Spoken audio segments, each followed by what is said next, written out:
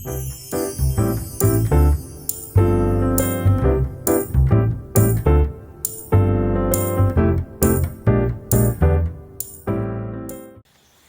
สดีค่ะตอนนี้อยู่กับช่องน้ำทานชาแนลตอนนี้น้องน้ำอยู่ที่สวนสัตว์ห้วยทรายนะคะสวนสัตว์ห้วยทรายตั้งอยู่ที่อำเภอชะอำจังหวัดเพชรบุรีวันนี้น้องน้ำจะพาเพื่อนๆมาชมสัตว์ชนิดต่างๆแล้วมาดูกันว่าจะมีสัตว์ชนิดอะไรบ้างตามน้องน้ำมาเลยค่ะสวนสัตว์ห้วยทรายตั้งอยู่ที่สถานีเพาะเลี้ยงสัตว์ป่าห้วยทรายซึ่งเป็นส่วนหนึ่งของศูนย์ศึกษาการพัฒนาห้วยทรายอันเนื่องมาจากพระราชดำริจังหวัดเพชรบุรีค่ะสถานีเพาะเลี้ยงสัตว์ป่าห้วยทรายเป็นหน่วยงานเพาะเลี้ยงและขยายพันธุ์สัตว์ป่าและยังมีการจัดแสดงสัตว์ป่าชนิดต่างๆด้วยนะคะตามน้องน้ำไปดูกันเลยค่ะมาถึงสัตว์ชนิดแรกแล้วค่ะละอองกับละมั่งค่ะละอองใช้สำหรับเรียกตัวผู้ส่วนละมั่งใช้สำหรับเรียกตัวเมียนะคะตัวผู้จะมีเขาส่วนตัวเมียไม่มีเขาค่ะมีเยอะมากเลยค่ะพี่เขาเพิ่งเอาอาหารมาให้เลยอาหารเยอะเลยค่ะอร่อยไหมสัตว์ชนิดต่อไปกวางป่าค่ะตัวผู้นะคะก็จะมีเขาส่วนตัวเมียไม่มีค่ะไม่มีเขาค่ะ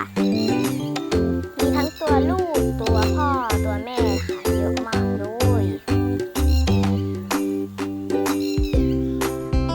ตัวนี้กวางป่าตัวผู้ค่ะมีเขาด้วยนะคะต่อไปคือเนื้อทรายค่ะเนื้อทรายจะตัวเล็กกว่ากวางแต่ว่าลักษณะเหมือนกวางเลยนะคะดูตัวนี้สิมันกินไม่แบ่งเพื่อนเลยขึ้นมากินข้างบนเลยอร่อยไหมมีลูกเนื้อทรายตัวเล็กด้วยค่ะน่ารักมากเลย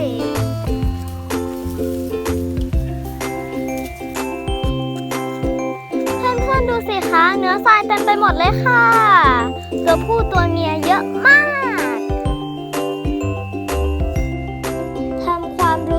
กับละอองละมั่งกวางป่าและเนื้อทรายกันไปแล้วเรามาทำความรู้จักกับนกกันต่อเลยค่ะตัวนี้นกเงือกกำช้างค่ะตัวใหญ่มากเลยค่ะอันนี้เป็นเพศเมียนะคะ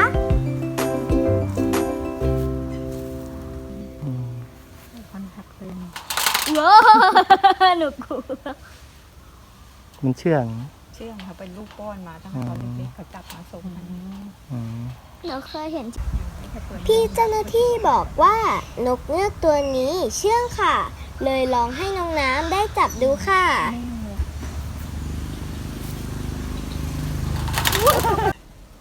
นกชนิดต่อไปเป็นนกเงือกค่ะมีชื่อว่านกแก๊กนะคะ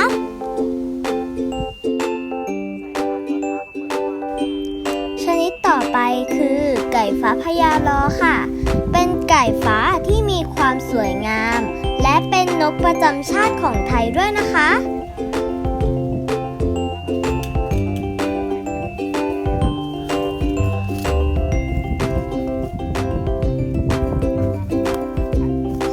ตรงนี้นะคะเพื่อนๆคือไก่ฟ้าหน้าเขียวค่ะแต่หนูดูยังเป็นสีฟ้านะ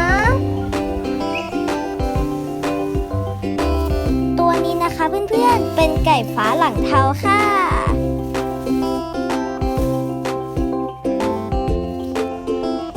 ไก่ฟ้าหลังขาวค่ะตัวผู้จะมีขนที่สวยงามมากๆเลยนะคะเป็นสีขาวด้วยค่ะ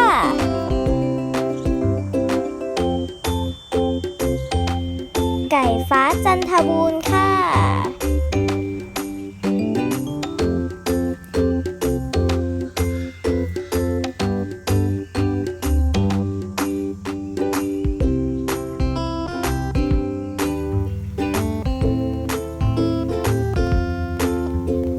ไก่ป่าตุ้มหูขาวและไก่ป่าตุ้มหูแดงค่ะเพื่อนๆตัวนี้นะคะเพื่อนๆคือนกยูงไทย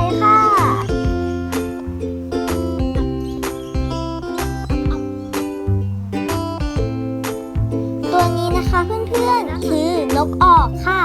เมื่อกี้น้องน้ำนะคะ เห็นมันหมุนคอได้เกือบรอบเลยค่ะเพื่อนๆเจ๋งมากๆเลยค่ะ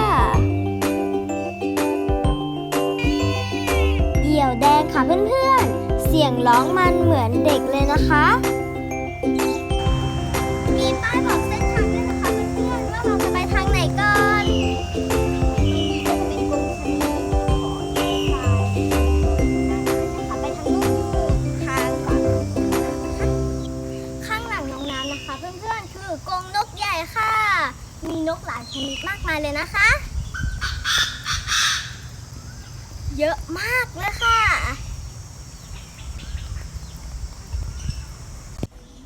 กรงนกใหญ่จะเป็นแหล่งรวมนกหลากหลายชนิดไว้ด้วยกันนะคะเพื่อนๆมีนกตะกรุมตัวใหญ่มากเลยค่ะ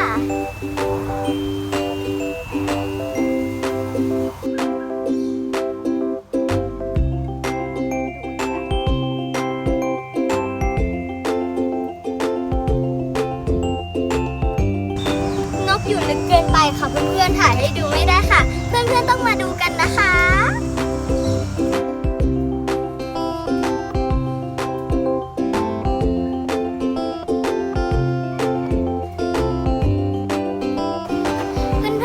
ข้างแว่นเห็นได้ค่ะแล้วก็มีชะนีด้วยนะคะ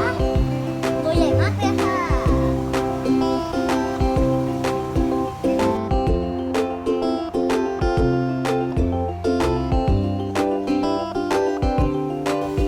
ที่เพื่อนๆเห็นนะคะคือชะนีมือขาวค่ะ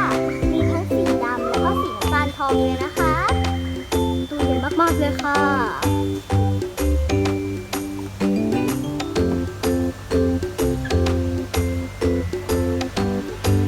นอนบนห่วงยางสบายใจเลยค่ะ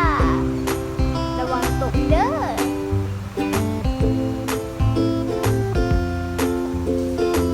สองตัวนี้จูจีกันอยู่ค่ะ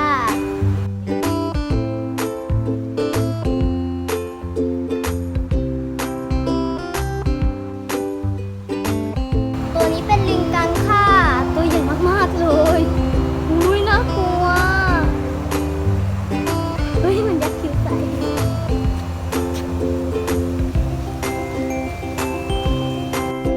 ตัวนี้นะคะเพื่อนๆคือนกเงือกสีน้ำตาลค่ะ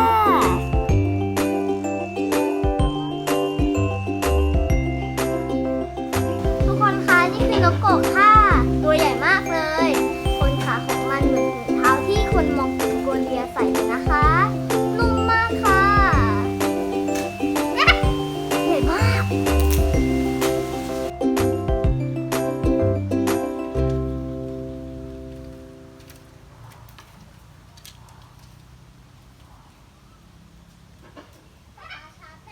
เพื่อนๆคะตรงนี้คือเกาะชะนีค่ะอุ้ยตกไปแล้ว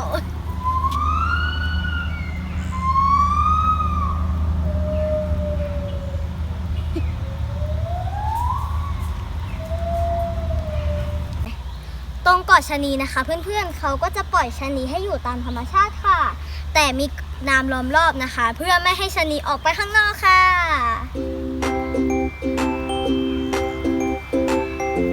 ชะนีที่นี่ปีนกันเก่งมากเลยค่ะ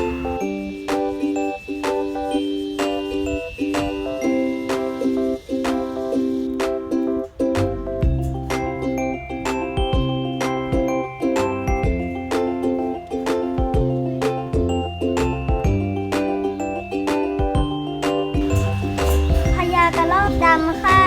ตัวเหมือนกระรอกเลยเมื่อกี้มันเหมือนจะเล่นกับน้ำเลยค่ะได้ยินเสียงเด็กด้วยเยอะนุชนึกหนีดีกว่าคนเยอะชัดมันจะมาเล่นกับ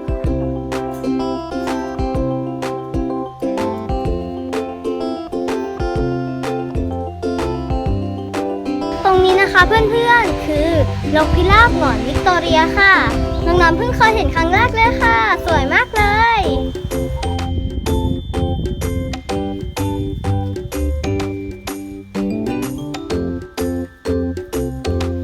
ตัวนี้นะคะเพื่อนๆคือ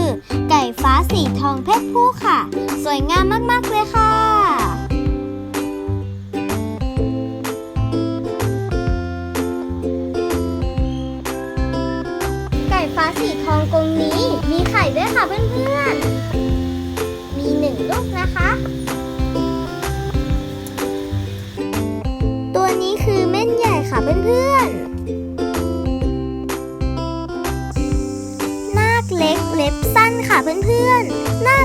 ากเลยค่ะเพื่อนๆดูสิ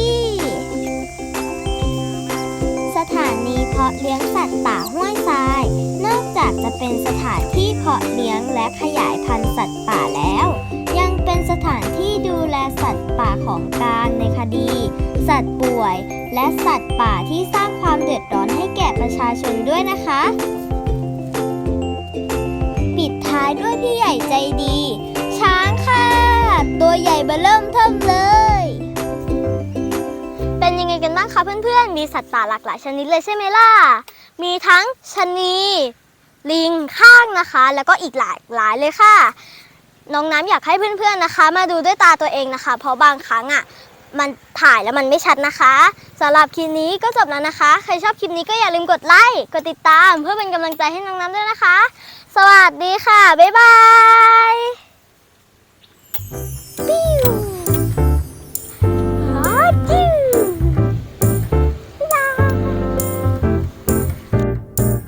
อย่าลืมกดไลค์ กดติดตาม เพื่อเป็นกำลังใจให้น้องน้ำด้วยนะคะ สวัสดีค่ะ บ๊ายบาย